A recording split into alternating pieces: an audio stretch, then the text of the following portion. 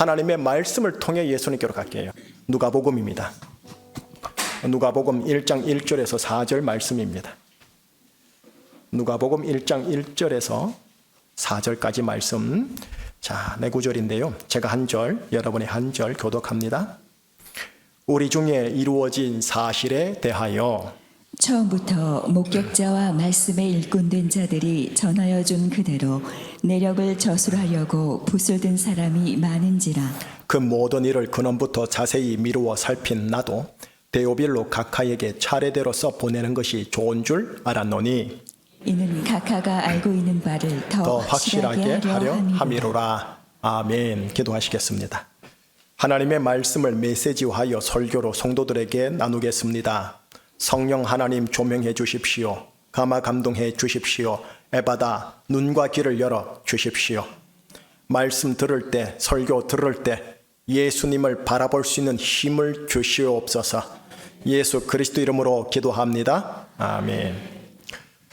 오늘 설교는 누가복음이라는 전체 숲의 한 단면만 나누겠습니다. 그러면서 그 단면에 숨겨져 있는 숨은 하나님의 메시지를 나누겠습니다. 자, 바로 들어가기 전에요. 상식 하나 알고 넘어가십시다. 우리나라 최초의 한글 성경이 여러분 누가복음입니다. 예, 지금 사진에 보이시죠? 그림으로 보이는 저 책입니다. 중국에서 우리나라 사람들에 의하여 번역이 돼요. 조선으로 들어옵니다. 여러분 선교사보다 먼저 들어왔습니다. 우리나라 이런 나라입니다. 그래서 제가 아까 찬양대의 말씀에 대한 찬양이 너무 좋았다고 하는 겁니다. 우리나라 문화재청은 저 책을 2016년도에 문화재로 공식 등록합니다. 우리나라 보물입니다. 자, 그러면 여러분 누가복음이 왜 최초의 한글 성경으로 번역되었을까요? 많은 성경책이 있을 텐데 왜 누가복음을 선택했을까요? 정답은 쉬워서요. 마가복음이 실은 분량상 짧고 훨씬 쉽습니다. 그런데 예수님의 인생과 행적과 가르침, 쉬우면서도 더 풍성하게 담겨 있는 책은 마가복음이 아니라 누가복음입니다. 자, 하오니 여러분들께 제안해 봅니다. 신앙 입문하고자 하시는 분, 또 예수님을 정말 알기를 원하시는 분들은 쉽고 짧은 마가복음으로 시작하십시오. 허나 예수님의 인생, 행적, 가르침을 좀 더 풍성하게 알고 싶다면 누가복음으로 반드시 들어가셔야 합니다. 그러나 정령 영적으로 깊이 있게 파고 들어가기를 원하신다면 요한복음을 들어가셔야 합니다. 마지막 하나 있죠. 구약 성경이요. 구약 성경과 유대 배경 관점에서 예수님을 읽어야 된다면, 아니 읽으셔야 합니다. 그때는 마태복음이 필요합니다. 예수님에 대한 행적, 사복음서가 왜 4개인지 이해되시죠? 기본 상식으로 알려드리고 바로 누가복음으로 들어갑니다. 누가복음 좀 전에 말한 것처럼 쉽습니다. 허나 분량이 가장 많습니다. 장수로 말해볼까요? 마태복음 28장입니다. 그 다음이 누가복음 24장입니다. 예, 마태가 장수가 가장 많죠. 하지만 실제적인 단어나 문장의 분량상 누가복음이 가장 많습니다. 자, 한번 물어볼게요. 혹 지난 한 주간 동안 가까스로 누가복음 한번 1회독해 보셨습니까? 예, 하신 분도 계시고 하다가 중간에 지금 오신 분도 계실 거예요. 쉽지 않다라는 거죠. 왜냐? 분량이 많으니까. 분량이 가장 길고 많고 예수님의 행적과 가르침이 가장 많이 들어있다 보니 이게 1회독을 하고 2회독 이상을 하더라도 누가복음이라는 전체 숲을 한눈에 보기가 여간 어렵지 않은 게 아닌 거예요. 자, 그래서 오늘 설교는 뭐냐 하면 누가복음 전체 숲 중에요. 전체 숲 중에 예수님의 지리적 이동이라는 한 단면, 요 단면입니다. 한 단면만 나누겠습니다. 그리고 이 단면 속에 숨겨져 있는 메시지가 있어요. 그거 지금 붙들고 오늘 바벨 사회 현장으로 나가자라는 거죠. 자, 누가복음 알려면 보세요. 누가복음과 사도행전을 한 세트로 보셔야 합니다. 하나님께서 누가라는 저자를 통해서 연속적인 책을 주셨는데 그게 누가와 사도입니다. 그래서 내용상 1부, 2부인 거죠. 이 두 책이 방대하거든요. 이 방대한 두 책을요, 지리적 이동이라는 구도로 보면 의외로 간단해요. 그림으로 보여드릴게요. 예, 그림 보시다시피 누가복음은 예수님께서 갈릴리에서 시작하여 유대 사마리아를 통하여 예루살렘에 이르는 여정입니다. 반면에 사도행전은 이제 예수님이 없어요. 사도들이 주인공이 되어 예루살렘에서 유대 사마리아를 통과하여 땅끝인 로마로 가는 여정입니다. 자, 우린 누가복음만 볼게요. 누가복음만 본다면 예수님은 유대 사회의 변방입니다. 변방 지역인 갈릴리 지역에서 스타트해서 중간인 사마리아를 통과합니다. 그리고 유대 지역을 통과합니다. 그리고 유대 사회의 중앙인 예루살렘으로 나아가는 구도로 가지고 나옵니다.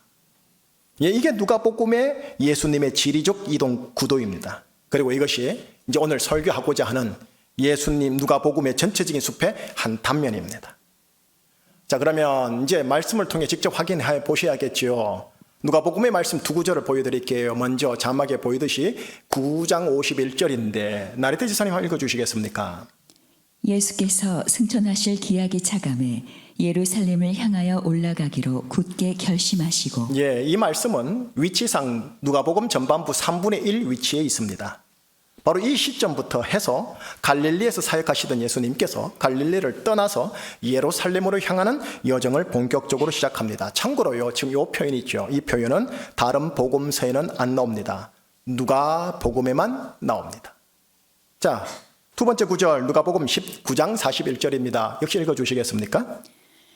예루살렘에 가까이 오사 성을 보시고 우시며. 이 본문은 위치상 누가복음의 후반 3분의 2 지점에 있습니다. 3분의 1 지점에서 스타트하셔서 3분의 2 지점까지 예수님은 예루살렘으로 갑니다. 그리고 예루살렘에 이르러 마침내 가까이 오사 다 도착하시는 거예요. 하나님의 성 예루살렘을 보고 기뻐하는 예수님이 아니라 슬퍼하사 우시는 예수님을 보여줘요. 여러분, 이 표현 있죠. 이 표현 역시 다른 복음서에는 안 나오고 누가복음에만 나옵니다. 여러분, 누가복음에만 기록하신 하나님의 의도가 있지 않겠습니까?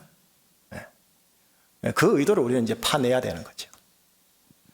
여러분, 마태복음, 마가복음, 누가복음을 뭐랍니까? 관점이 같다 하여 공관복음이라 합니다. 여러분, 이 세 권을 제가 동시에 보여드릴게요. 편집상의 비교입니다. 먼저 갈릴리 예루살렘을 가는 길을 마태복음은 마태복음 19장과 20장 단 2장을 할애합니다. 반면 마가복음은 마가복음 10장 꼴랑 1장을 할애합니다. 그런데 누가복음은요 9장 51절 보셨죠? 그 다음 19장 41절 보셨죠? 자그마치 10장을 할애합니다. 압도적이죠? 어떠세요? 누가복음을 편집적으로 이렇게 배열하신 하나님의 의도, 다분히 의도적이지 않습니까? 목적이 있습니다. 그거 파내셔야 합니다. 왜 그러셨을까요? 예수님은 왜 예루살렘으로 가는 길이었으며 하나님은 누가복음에다가 이 여정을 왜 이토록 유독 강조하셨을까요? 이 질문에 대한 답이 오늘 설교 메시지입니다. 자, 이제 본격적으로 들어갑니다. 네. 여러분, 그 답은 어디서 찾아야 되느냐면 실은 하나님께서 누가복음을 최초로 준 수신자에게로 가셔야 답의 힌트를 얻을 수 있습니다. 최초의 수신자가 누구였느냐? 오늘 설교 본문이죠. 1장 1절에서 4절인데 그중에 3절만 읽으시면 됩니다. 3절 누군지 이름을 유념하면서 한 목소리로 3절 읽어보겠습니다. 시작.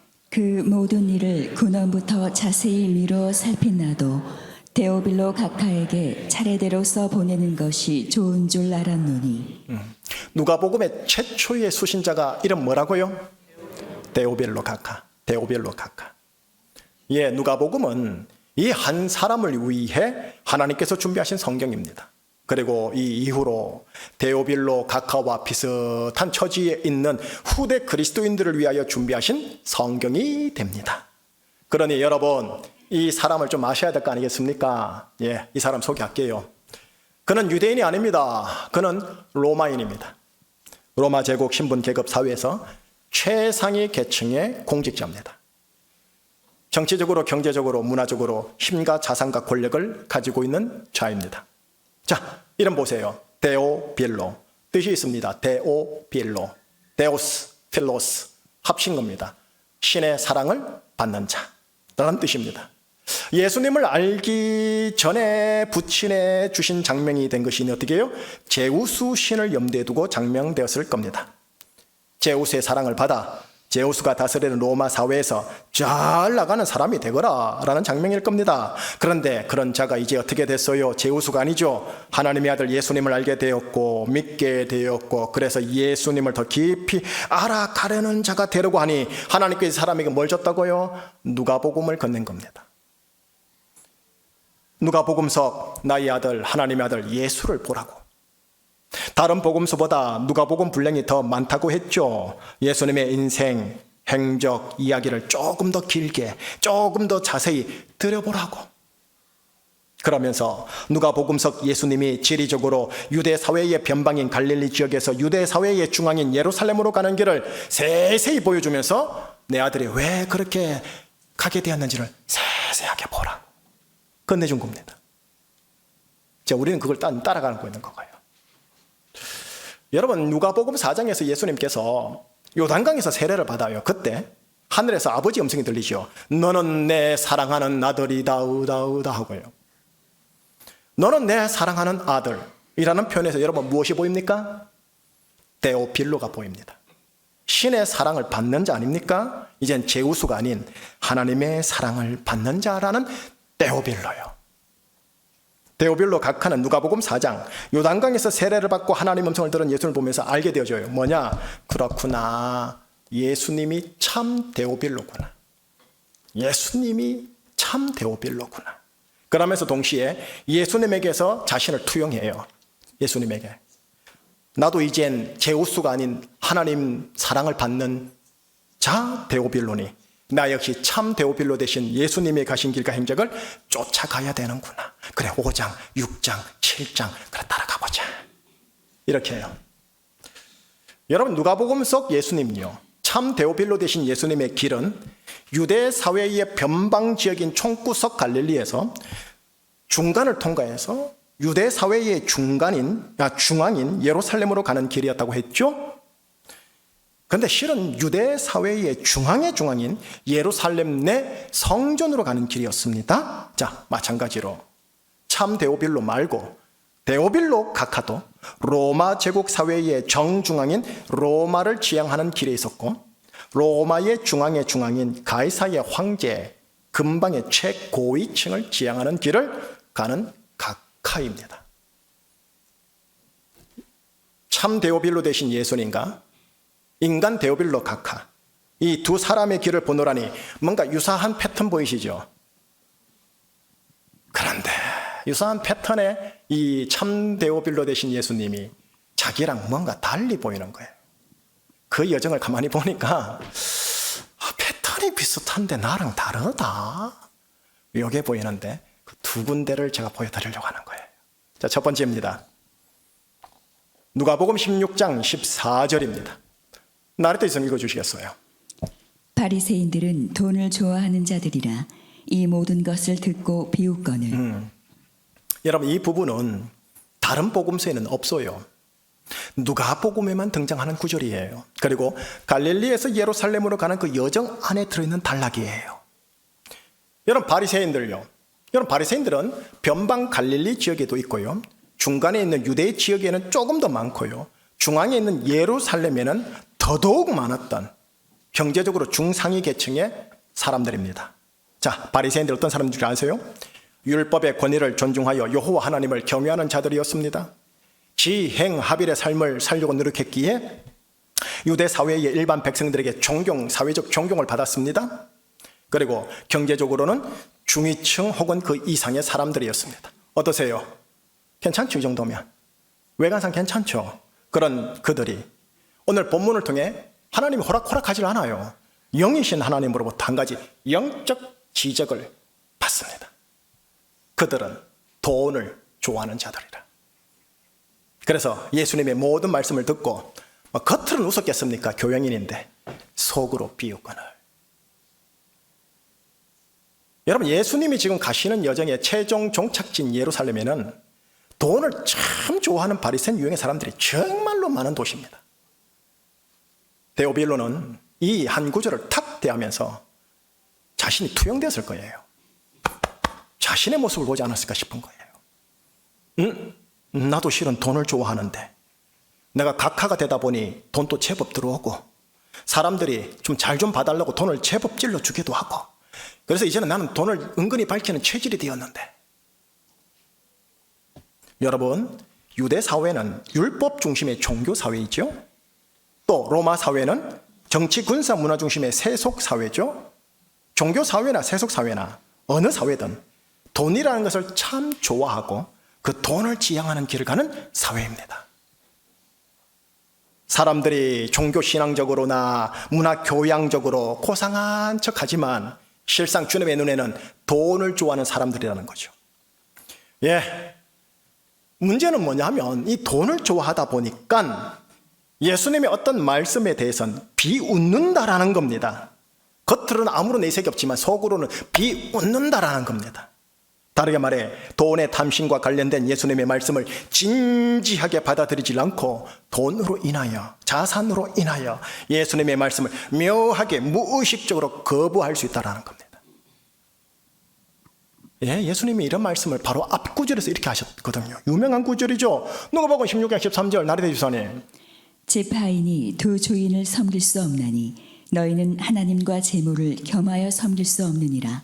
데오빌로가 이거 보고 무슨 생각했을까요? 하나님과 돈, 돈과 하나님. 로마 자리에서 돈을 좋아했을지도 모르는 데오빌로 각하는 누가복음 속 예수님의 길을 따라가다가 지금 이 대목에서요. 성령의 감동으로 에바다로 인해 자신 안에 있는 돈을 좋아하는 바리새인을 보았을지 모른다라는 거예요. 고상한 척하는 각하의 위치에서 하나님, 돈, 하나님. 내가 이 중에 하나를 선택해야 한다면 난 정말로 예수님처럼 하나님을 선택할 수 있을까? 예수님은 뭔가 다르긴 다른데. 자, 두 번째로 건너갑니다. 예수님께서 헤롯 왕 아시죠? 헤롯 왕에 대한 묘사를 이렇게 한 적이 있으세요. 누가복음 13장 32절 나리대사님. 이르시되 너희는 가서 저 여우에게 이르되 오늘과 내일은 내가 귀신을 쫓아내며 병을 고치다가 제3일에는 완전하여지리라 하라. 헤롯을 보고 뭐라고 그래요? 여우. 여러분 이 부분 또 누가복음에만 등장합니다. 그리고 이 역시 갈릴리에서 예루살렘으로 가는 여정 안에 쏙 들어있는 단락입니다. 여러분 헤롯 유대 정치 권력 사회 내 서열 1위인 빌라도 총독 다음으로 넘버 2입니다. 이 둘 사이는 정치적 대립관계 원수 앙숙입니다. 둘이 원수였다라는 정치적 표현이 누가복음에만 등장합니다. 여러분 헤롯이라는 이 정치인이 누군가 하면 자신의 이익을 위해서 주위 사람들을 도구와 수단으로 사용하고 거짓을 잘 포장해서 자신을 변호하고 자신의 가지고 있는 공권력으로 자신을 편들지 않는 사람을 은근해친 사람입니다. 그 대표적 희생자가 누가복음의 세례 요한으로 등장하거든요. 못된 의미에서 무슨 말이냐? 자기를 위한 정치에 도가 아주 턴 사람입니다. 그러니 헤롯을 향해 예수님 호락호락 합니까? 영신 눈으로 바로 표현하는 거예요. 저요. 여러분 예수님의 눈에는 저 여우 같은 사람이 비단 헤롯 하나뿐이겠습니까? 갈릴리 지역에도 유다 지역에도 어느 정도 있었을 것이고요. 이제 예수님이 예루살렘 들어간댔죠. 예루살렘에는 더더욱 많았습니다. 예루살렘 도시 입성 후인 누가복음 20장 이후로 보면 여러분 예루살렘 안에 있는 대제사장들, 서기관들, 사두개인들, 장로들 전부 다 여우 같은 짓으로 예수님을 책잡으러 했다고 해요. 한번 읽어보시라고요. 여우 관점에서. 그런데 데오빌로 각하는 저 여우라는 예수님의 표현을 대하면서 움찔했을지도 모른다라는 거예요. 왜냐?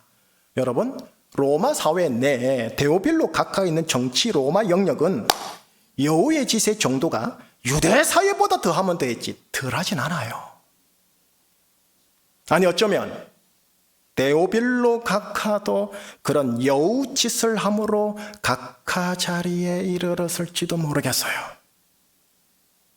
그러니 저 여우라는 지적이 자신을 향한 지적 같아서 움찔한 거예요. 유대사회의 중앙 예루살렘.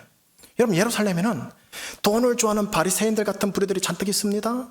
자기 중심의 정치 권력을 좋아하는 헤롯 같은 여부류들이 잔뜩 있습니다. 근데 그곳에 예수님이 들어간대요.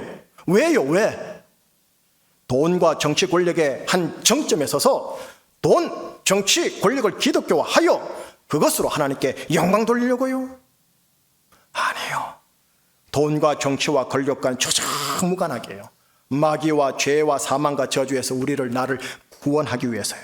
어떤 방법으로? 돈과 정치 권력의 넘버원의 자리에 딱 자정해서 앉아서요? 아니요. 십자가 해골의 곳 골고다 언덕 맨 위, 거기에서 죽으려고요. 죽어서요. 아주 희한한 방법이죠. 유대사회 넘버원 빌라도 총독 앞에서 예수님은 독대할 때가 있었죠. 그리고 그에게 이렇게 쐐기를 박아버립니다. 내 나라는 이 세상에 속한 것이 아니니라. 내 나라는 여기에 속한 것이 아니니라. 허나 내가 I am the king, 왕이니라. 데오빌로 각하가 이 빌라도 총독 앞에 서신 예수님을 보면서 알았을 거예요. 나나 이 동료 빌라도 총독이나 로마 나라에 충성하는 공직자인데 예수님은 유대 나라나 로마 나라가 아니라 하나님 나라에 충성하시는 분이네 라고요. 자, 이제 누가복음이 끝나요. 누가복음을 탁 덮으면서 예수님께 신실한 데오빌로였다면 이렇게 기도했을지도 몰라요. 여호와 하나님, 고상한 척하나 돈을 밝히는 바리새인들과 헤롯 같은 정치적 여우들이 우글거리는 이 로마 공직 사회 속에서 내가 예수님처럼 예수님의 나라, 다시 말해 하나님 나라를 지향하는 길을 갈 수 있도록 나 좀 도와주십시오. 자, 이렇게 누가복음이 끝나요. 자, 누가복음 속에서 예수님을 발견하는 게 주된 목적이지만 한편으로는 상당히 궁금한 거예요. 누가복음 속 예수님을 보았던 데오빌로가 1세기 로마 사회에서 어떻게 버텨내며 돌파하며 살아갔을까? 어떤 고통 속에서 고뇌 속에서 살아갔을까? 궁금한데 주님이 그건 알려주질 않네요. 자, 여기까지가 전체의 한 단면을 여러분이 보여드린 겁니다. 우리에게 적용해봐요. 누가복음은 21세기 데오빌로 같은 우리에게도 주어진 하나님의 말씀입니다. 로마 제국 사회 같은 21세기 자본주의 대한민국 사회를 어떻게 버텨내고 살아고 돌파해야 할지 기독교인 나도 우리도 생각을 참 많이 하셔야 합니다. 생각하는 그리스도인이라야 제대로 삽니다. 자, 그래서 제가 이 시간 이 자리에서 생각거리, 묵상거리 단어들을 파편 조각을 여러분들에게 하나씩 건네드리겠습니다. 가지고 가세요. 첫 번째 파편, 자막에 나옵니다. 각하라는 단어입니다. 영어로는 most excellent입니다. 직역하면 최고로 탁월함. 여러분, 우리나라 대한민국 세상은 로마 사회와 동일하게 최고 탁월함 지향합니다. 그래서 이 두 가지 가치를 위하여 무한 경쟁 시스템 사회입니다. 어떻게 해서든지 경쟁에서 이겨 주위 사람들에게 각하라는 소리를 정말 듣고 싶어 합니다. 그래서 여러분들 자녀들 학원 두세 개 보내는 거 아닙니까? 조심스러운 표현인데 목사들조차도 기독교계에서 각하라는 소리를 듣는 위치에 한 번쯤은 오르고 싶다고나 해야 할까요?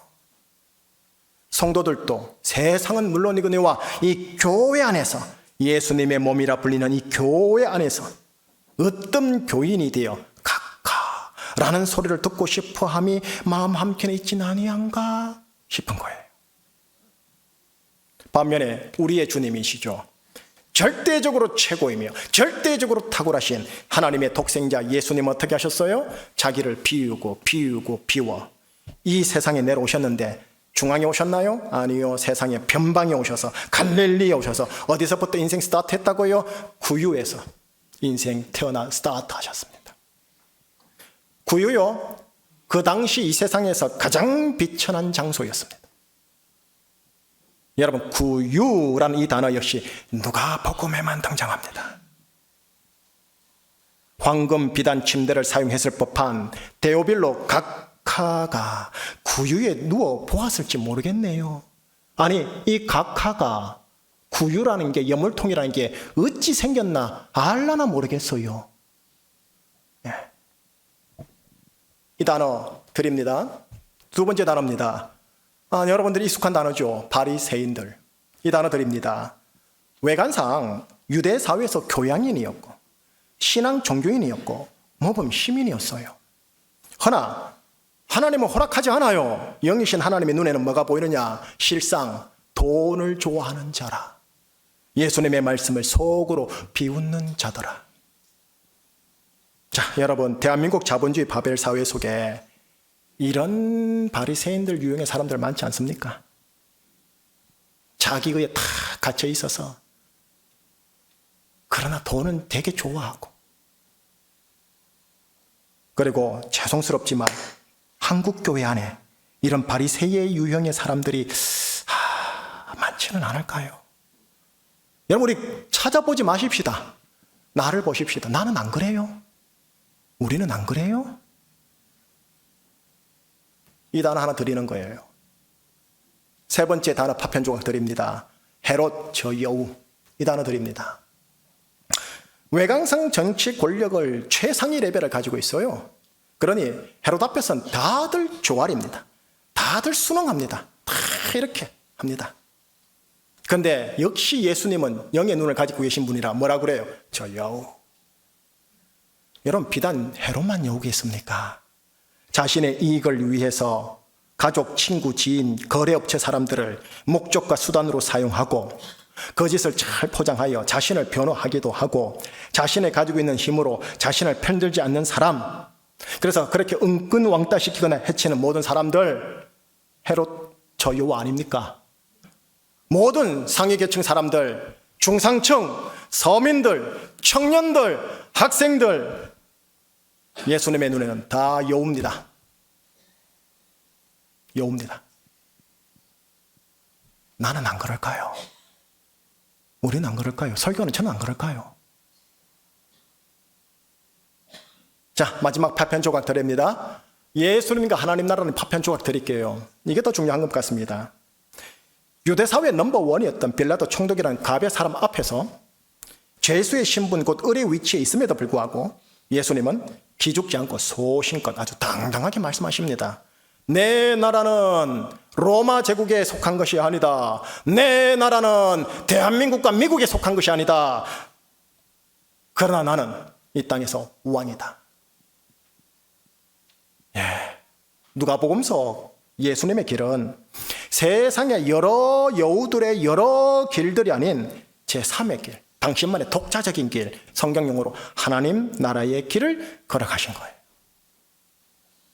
그래서 그런가, 여러분, 조금 민감한 표현인데 한번 들어보시겠습니까? 서기관들과 바리새인들이라는 당대 유대 사회 보수 영역의 여우들에게 예수님이 버림받았고, 젤롯 땅이라는 당대 유대 사회 진보 영역의 여우들에게도 버림받았고, 바리새인들이라는 당대 중도파 여우들에게도 버림받아 죽었습니다. 잊지 마십시오. 예수님은 보수에 갇히든 진보에 갇히든 헤롯에게는 여우라고 하십니다. 예수님은 묵묵히 당신의 길, 독자적인 길, 제3의 길을 가십니다. 자, 무슨 길요? 하나님 나라의 길요. 무슨 길요? 하나님 나라의 길. 외관상 갈릴리에서 예루살렘으로 향하는 길이다 보니, 돈과 정치 권력이 집중된 우주를 향하는 길이다 보니, 누가복음 19장에서 무리들이 호산나! 호산나! 제자들은 주여, 주의 우편을, 주의 좌편을 주십시오 라고 했지만, 우리 주 예수님은 실상 예루살렘의 길을 간 게 아니에요. 하나님 나라의 길을 가셨고, 예루살렘에서 넘버원의 자리를 독차지한 게 아니라 갈보리 언덕 해골의 장소라는 곳에 가장 높은 곳에 올라가 죽으신 거예요. 이게 하나님 나라 길이고 십자가 길이에요. 대한민국 자본과 정치 권력 속에서 나는요, 1세기 데오빌로가 로마 사회에서 어떻게 살았을지 참으로 제가 궁금했다 했죠. 이제는 21세기 데오빌로 같은 제주총신교회 산부예배 성도들이 각자 세상 속에서, 직장 속에서, 사업 속에서, 기업 속에서 어떻게 살아갈지 저는 궁금합니다. 근데 하나님은 안 알려줄 거예요. 당신만 아실 거예요. 자, 이제 결론 지을게요. 여러분, 저와 함께 4월 중순까지 다시 한번 누가복음 읽어보시지 않겠습니까?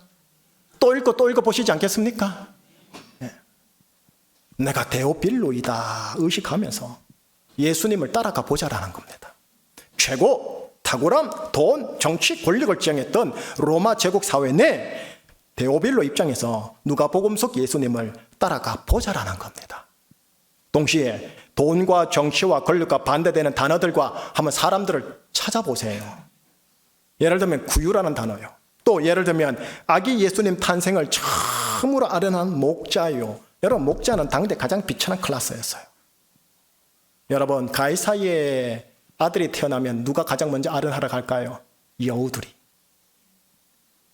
총독들이, 각하들이. 근데 가장 높고 위대하신 하나님의 아들이 탄생했건만. 근데 목자들이 아련한 것을 이 사람에게 보여주고 있으니 어떤 의도일까요? 여러분, 목자들의 방문 있죠? 이것도 누가복음에만 등장합니다.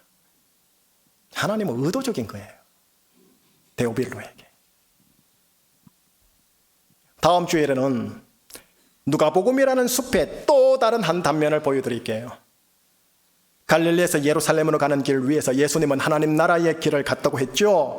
그게 무엇인지가 그 한 단면인데요. 그거 나눌게요. 그러니 누가복음 읽으실 때 하나님 나라가 뭘까 생각하면서 한번 저와 함께 읽어보자라는 겁니다. 자, 하나 더요. 하나님 나라라는 이 단어 있죠. 가장 많이 등장하는 복음서가 누가복음입니다. 데오빌로, 어느 나라 공직자라고요? 로마 나라. 로마의 민족주의적인 애국심을 가지고 섬겼던 데오빌로에게 하나님 나라를 가장 많이 얘기하는 이 하나님의 저희와 의도를 간파하시기를요. 축복하고 끝낼게요. 돈, 정치 권력, 종교 권력. 누가복음 4장에 가면 예수님을 광야에서 시험했던 마귀가 나오는데 마귀의 주된 도구입니다. 돈, 정치, 종교에 중독적으로 함몰되어 있는 대한민국 이 바벨 사회에서 예수님의 가신 길, 하나님 나라라는 제3의 길을 묵묵히 따라가시는 예수님의 제자 적은 무리 되시길. 적은 무리라는 표현도 누가복음에만 등장합니다. 적은 무리 될 수 있도록 성령 충만하시기를 예수님의 이름으로 축복합니다. 성령 충만이라는 단어도 누가복음에만 등장합니다. 기도하시겠습니다. 하나님 아버지, 아버지의 사랑을 받는 자, 곧 21세기 데오빌로로 불러주신 하나님, 감사합니다.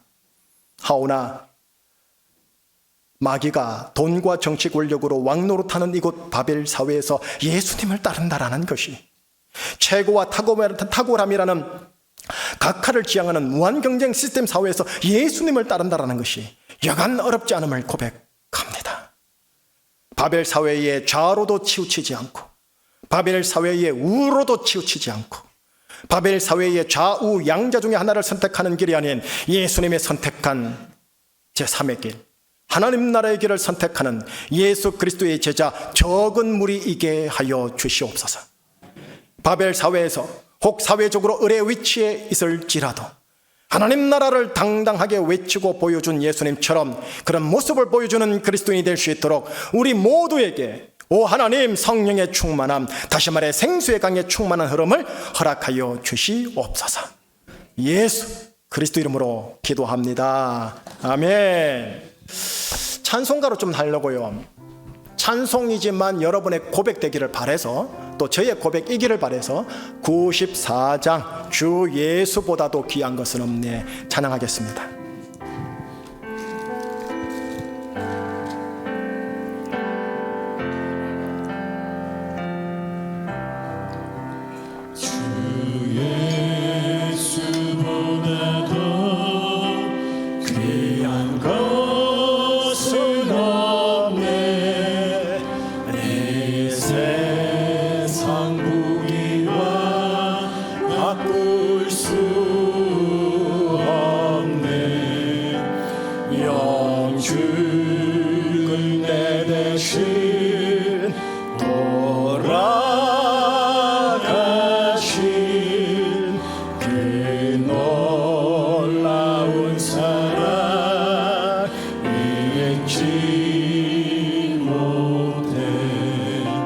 세상 즐거움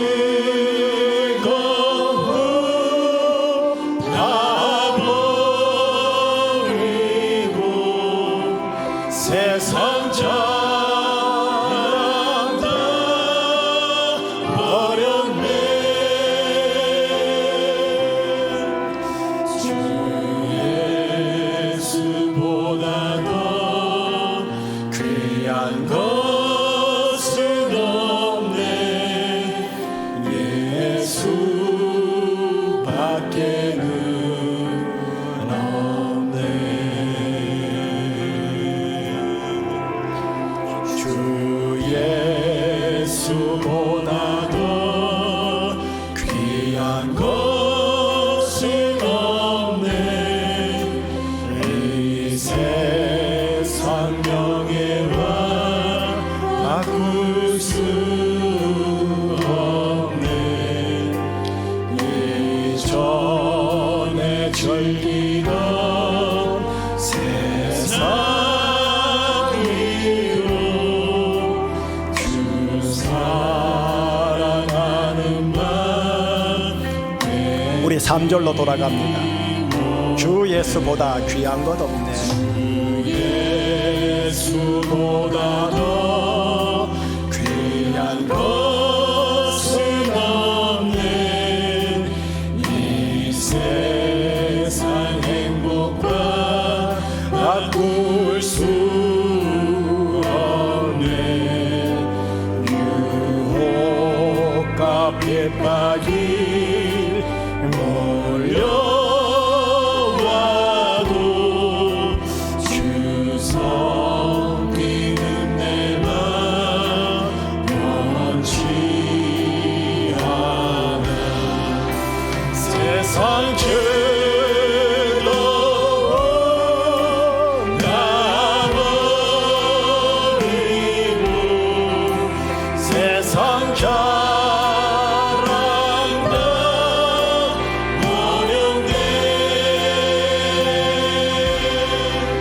주 예수보다 더 귀한 것은 없네. 예수밖에는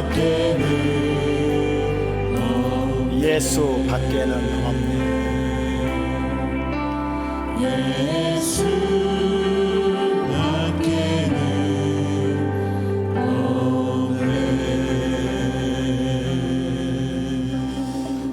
자, 이제 실천사항 드리겠습니다. 자, 매주마다 이제 실천사항을 여러분께 드릴 겁니다. 이제 여러분들이 하고 안 하고는 여러분의 몫입니다. 저는 드리기만 할게요. 실천사항입니다. 여러분, 사순절이 3월 첫째 주 주일, 정확하게 하면 수요일부터 시작을 합니다. 그래서 고난주간 또 부활주일까지 가지 않습니까? 사순절에 기독교인이 할 게 절제, 금식, 금욕입니다. 근데 우리 교회는 제가 이렇게 말씀드립니다. 절기는 그때 시작하겠지만 마음만큼은 지금부터 사순절이다. 마음가짐을 다져주세요. 지금 오늘부터 사순절이다. 마음가짐을 가져주세요.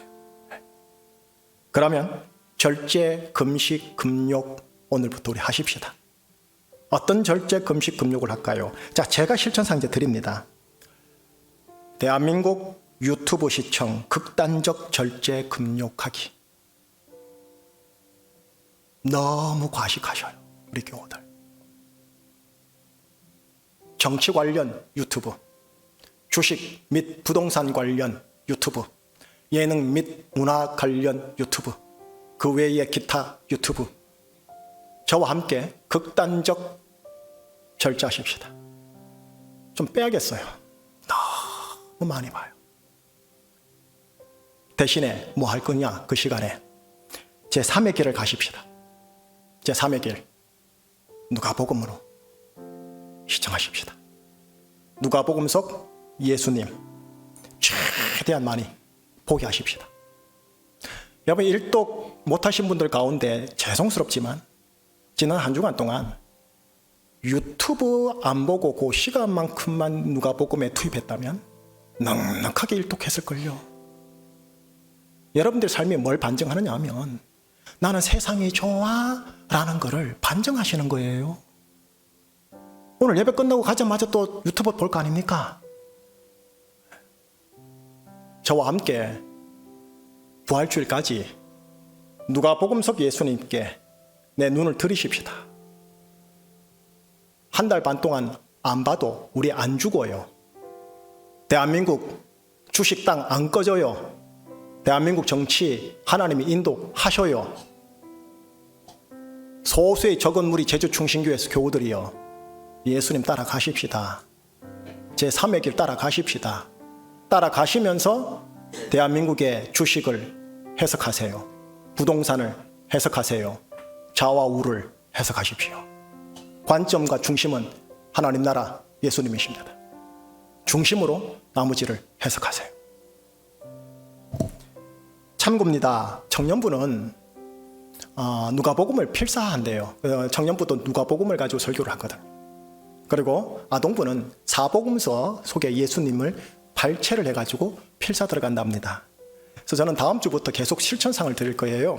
그래서 성경을 읽는 것, 또 뭐 하는 것 제가 드릴 때마다 그거 해와 봤으면 참 좋겠다. 그래서 우리 교회 전체가 사순절과 부활주일까지는 오로지 누가복음 속 예수님만 초집중해서 따라간다. 그 가운데 체질을 한번 바꿔본다. 그래서 성령의 생수의 강으로 흘려보내는 기본 체력 만든다. 그렇게 한번 해 주십사 하는 겁니다. 자, 기도 제목입니다. 두 가지 기도 제목인데, 첫째, 대한민국 바벨 사회에서 21세기 데오필로로 살아갈 수 있는 성령 충만과 지혜 충만을 허락하여 주시옵소서. 자, 지혜 충만 또 누가복음에만 등장합니다. 찾아보세요. 어디에 나오는가? 힌트. 예수님과 유소년 시절 예수님과 관련이 있습니다. 성령만 충만해서는 안 돼요. 여러분 잘 들으셔야 돼요. 세상을 제대로 분별하고 파악하고 시대의 표적을 내는 데는 지혜가 대단히 중요합니다. 지혜 충만, 성령 충만하셔야 됩니다. 21세기 데오빌로들을. 두 번째 기도 제목, 누가복음 속 예수님을 하나님 제가 볼 수 있는 눈을 주시옵소서. 그리고 따를 수 있는 제자도, 용단을 저에게 주시옵소서. 이 시대 속에서 빌라도 앞에서도 당당하게 말할 수 있는 내가 되게 하여 주시옵소서. 외에 오늘 설교 들으면서 찔리는 분들 계시죠? 회개하십시오. 회개하라. 하나님의 나라가 가까이 왔노라. 회개하세요. 듣기 거북하시더라도 들으세요. 속으로 비웃지 마세요. 저를요. 회개할 건 제대로 회개하면서 감사기도, 그 다음 요 두 가지 간구기도 가자라는 거예요. 자, 이 시간 함께 하나님께 우리의 기도 올려드리도록 하겠습니다. 하나님 아버지, 기도합니다. 산부예배 성도님들을 예수 그리스도 이름으로 축복합니다. 대한민국 바벨 사회 속에서 21세기 데오빌로로 살아갈 수 있는 성령 충만과 지혜 충만을 주시옵소서. 누가복음 속 예수님을 볼 수 있는 눈과 따를 수 있는 제자 도를 허락하여 주시옵소서.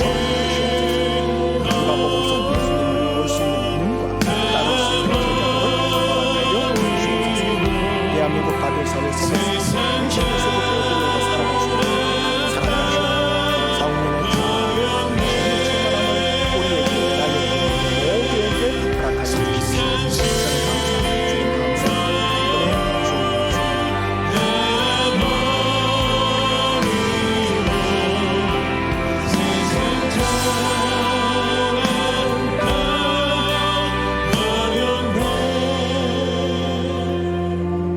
하나님, 시대에 마귀의 창수가 흘러 넘쳐서 이 창수에 허덕이는 소수의 기독교인들이 너무 많습니다.